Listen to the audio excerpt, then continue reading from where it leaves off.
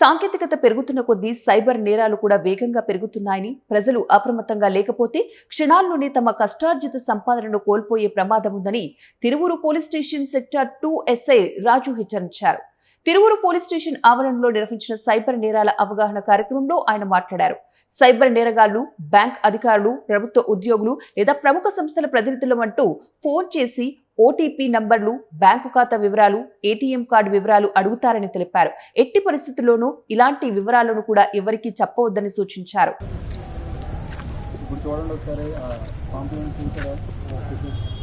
ఏమైనా online shopping మీకు డబ్బు కూడా ఉందా, డేటా కూడా మీకు ఐఫోన్ లేదా ల్యాప్టాప్ చాలా తక్కువ దగ్గర లభిస్తుందా, జాగ్రత్త దాడి తీసుకుంటుంటే వాట్సాప్ టెలిగ్రామ్ వాడుకుంటే మొబైల్ ద్వారా ఇంట్లో జాబ్ ఆఫర్ వస్తుంది.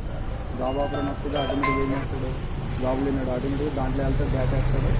తర్వాత ప్రాసెసింగ్ ఫీజు అంటారు, ప్రాసెసింగ్ ఫీజు కొట్టగానే అక్కడ కొన్ని రోజులు ఇంటర్వ్యూ ఫేక్ ఇంటర్వ్యూ క్రియేట్ చేస్తారు అన్నట్టు. తర్వాత ఆఫర్ లెటర్ వస్తుంది అంటే కానీ రాదు.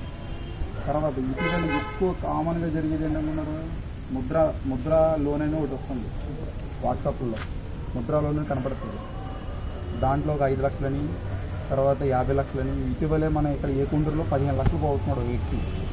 ముద్రలో 50 పండు అమ్మడాలని ఉంటుంది, ఒక ప్రోడక్ట్ ఉంటుంది, ఆ ప్రోడక్ట్ గురించి మాట్లాడుతుంది. తర్వాత ఒక విద్యార్థి ఉన్నాడు అనుకోండి, స్టూడెంట్ లాగే మాట్లాడతాడు. తర్వాత ఇప్పుడు మహిళలు ఉన్నారనుకోండి, మహిళలకి ఎలా మాట్లాడాలి, ఈ లోన్లు, డోక్రా లోన్ల గురించి కానీ, తర్వాత వాళ్ళు వేసుకుంటే వస్తువుల గురించి కానీ వాటి గురించే మాట్లాడతారన్నమాట. తర్వాత ఎప్పుడు ఒక క్రెడిట్ కార్డు తీసుకున్నాం అనుకోండి, ఆ క్రెడిట్ కార్డు అప్లై చేసిన వాడికి ఎలా తెలుస్తుంది, మన ఒరిజినల్గా కార్డు అప్లై చేస్తాం కానీ మన డేటా దగ్గరికి వెళ్తుంది.